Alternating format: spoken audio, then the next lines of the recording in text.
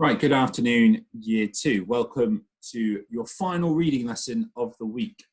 Again, we are looking at applying our skills that we have been learning in Flat Stanley to a different kind of text. Okay, so yesterday we did it all about old toys, and now today we're looking at under the sea, deep water exploring, okay? Still focusing on that retrieval skill, just different text. So here is our text for today. I will read it to you before I show you the questions, just the one time, all right? But obviously you can pause the video to have a look at the writing. Okay, so deep sea explorers. For thousands of years, people have been interested by the mysteries of the world's oceans. Read on to find out about free explorers and their missions to discover beneath the waves. So the first one is Jacques Cousteau. Jacques Cousteau? I don't speak French, so I'm not sure. Jacques Cousteau was a famous photographer who studied the ocean. He was born 11th of June, 1910 in France. That's over 100 years ago.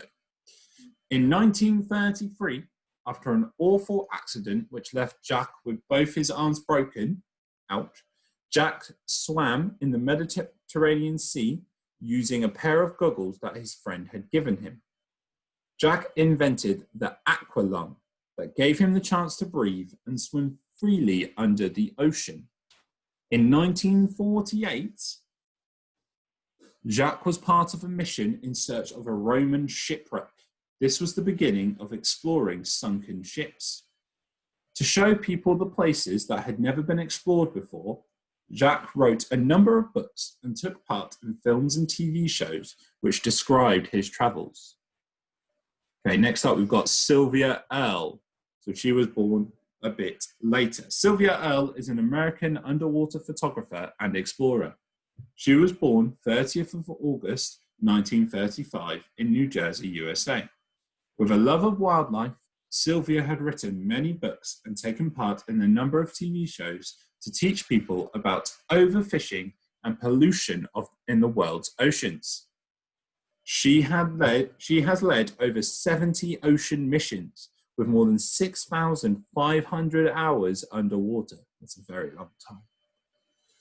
Sylvia's hope is to protect 30% of the world's oceans by the year 2030. So that's only in 9 years' time, by creating areas called hope spots where marine wildlife is protected. Okay, and our final explorer is Robert Ballard.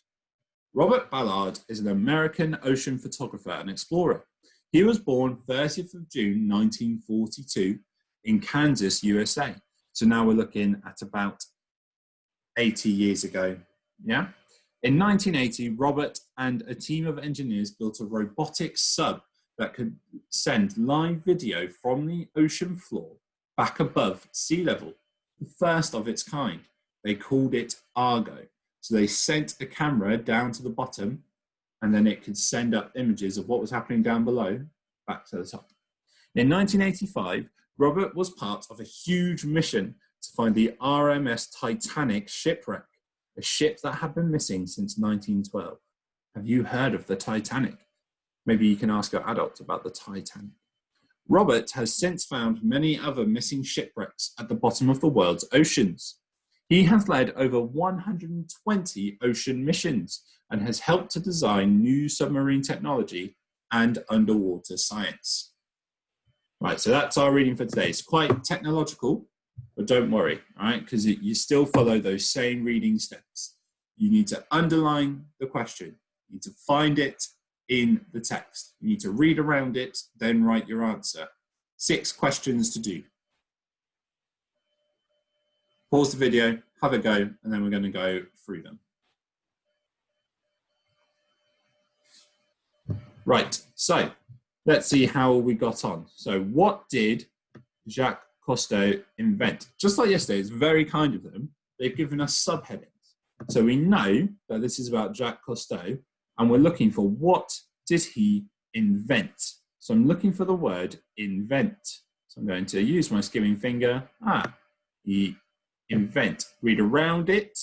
Jack invented the aqualung. So I know my answer is aqualung. So, aqualung. Okay, so well done if you got that. What does Sylvia Earle's work aim to teach people? So she's looking to teach people. I know it's about Sylvia Earle, and she's trying to teach people. So I'm looking for teach people. There it is. To teach people about overfishing and pollution. Overfishing and pollution. There it is. Give it a tick. Why do you think Sylvia named the created areas to protect marine wildlife hope spots? Explain your answer for you. Now, I can't tell you the answer because this is why you think, all right? So you're going to have to send that one in. Why do you think she would have called it hope spots? What about hope spots is suitable, is appropriate for what she wants to do? Okay, next one. Find and copy a word that describes wildlife that lives underwater. You need to find one that describes wildlife that lives underwater. Okay, so I'm trying to find about animals that live underwater. So here it talks about underwater, but there's not much about wildlife.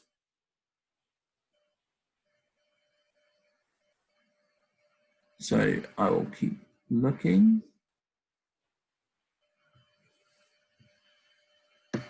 Here, marine wildlife. Marine wildlife.